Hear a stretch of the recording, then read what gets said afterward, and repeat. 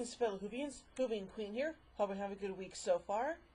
Well, today our look at the Ninth Doctor era continues on with the long game. So, here we go. The Ninth Doctor, Rose, and Adam arrive on Satellite 5, a space station orbiting Earth in the year 200,000.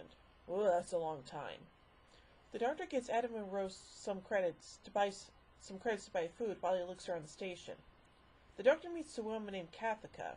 A reporter who tells him that the station is a giant broadcast tower transmitting news across Earth. Kathika leads him to a room where he sits down in a chair located in the center of a round table. The reporters are connected to the computer via a special port installed directly into the brain. The Doctor believes there is a malevolent purpose to the station that is holding back human development. He learns from Kathika that a select few are invited to Floor 500, which is believed to be the highest promotion that can be earned on the station. Interesting. The Doctor, with Rose, hacks into the computer systems of the station and is detected by the editor. The editor allows the Doctor and Rose to travel to Floor 500, with Kathika following soon after. On Floor 500, the Doctor and Rose find the editor directing control over the station through a number of dead humans. Ugh! On the ceiling resides the editor-in-chief, the Jagrafess, to whom the editor answers. The Doctor knows that the Jagrafess control the lives of the people on the planet below by manipulating the news. Oh, gee, wouldn't it be so interesting if a story like that was released today, and how relevant it would be? Huh? Anyway. Meanwhile, Adam discovers that he can gain access to information about Earth's future. Oh boy. He has an information port installed in his brain, and he uses Rose's phone to call his answering machine at home to transfer data to it. The port also allows the Jagrafess into Adam's mind. The Jagrafess learns about the Doctor and makes plans to kill him. Well, that's not good. The Doctor, aware of Kathika's presence outside the room, loudly comments on how altering the environmental systems will likely kill the Jagrafess. Kathika reverses the cooling system, causing Floor 500 to overheat, killing the Jagrafess and the editor. Yay! As the humans on board the station and on Earth come to wake from the stupor they have been in, the Doctor congratulates Kathika and gives her hope for the future. The Doctor discovers Adam's duplicity and takes him to his home on Earth. The Doctor destroys the answering machine with the data from the future on it, and tells Adam he is no longer welcome in the TARDIS. Yeah, you kicked that no good person out, so yeah. Anyway, so let's look at the production of this episode. In the book The Shooting Scripts, Russell T Davies claims that he had originally set out to write this episode from Adam's perspective, watching the adventure unfolding from his point of view, exactly as Rose did in Rose, and seeing both the Doctor and Rose as enigmatic, frightening characters. He even gave the styling a working title, Adam. Another working title for the story was The Companion Who Couldn't.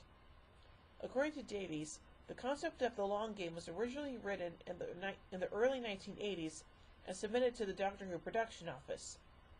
Whether it was ever read by the production team at the time is unclear, as Davies received a rejection from the BBC script unit, who advised him to write more realistic television about, quote, a man and his mortgage instead.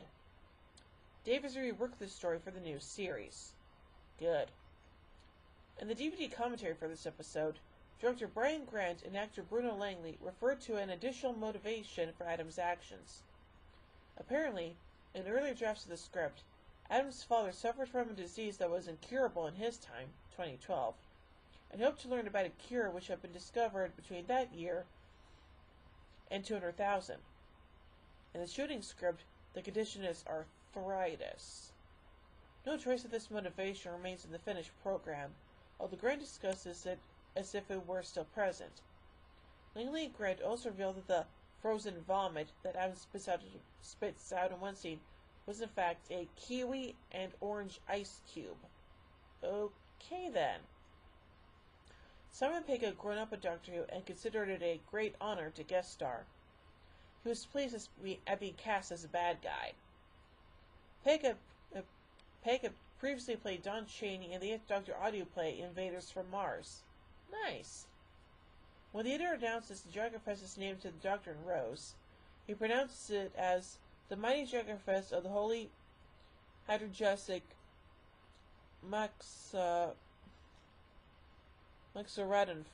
I apologize if I butchered that pronunciation. Pegg has stated during interviews that he found this an extremely difficult line to say. Voice artist Nicholas Briggs had recorded the voice for the Jaggerfest, but his contribution was not used because it sounded too familiar to the nesting consciousness, which Briggs had voiced in Rose. The long game was produced singularly in the series' 4th production block.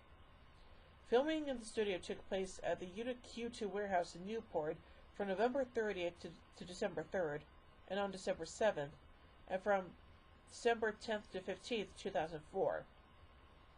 The Spike Room set, used for floors 139 and 500, the Control Room set, and the Suburban House set were recorded at the former BT building in Corton, Cardiff on December 6th, 8th, and 9th. The house set was later rebuilt for recording in the Newport warehouse on December 15th. The Jaggerfest was entirely made of computer-generated imagery, animated by the mill. It was given a shark-like design, with the intention that it would, quote, snap out like a shark. The initial design was also described as a, quote, lump of meat on the ceiling. Yeah, it definitely looks like a lump of meat on the ceiling to me, so, yeah. So overall, I say this episode is not bad, but hey, it does get rid of Adam, so that's a major plus in my book. So overall, I give The Long Game 3 sonic screwdrivers out of 5. Well, I hope you liked that review, and if you did, be sure to give this video a thumbs up. Also, subscribe if you haven't already, and also be sure to check out my Patreon page. I'll put a link to that in the description below. Well, anyway, tune in next week as we take a look at Father's Day. Aw, isn't that special?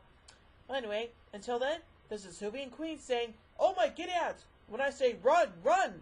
I've risen polarity, the neutron flow. Would you like a jelly, baby? Fantastic. Allons-y! Geronimo! Bow ties are cool, fezzes are cool, and Stetsons are cool.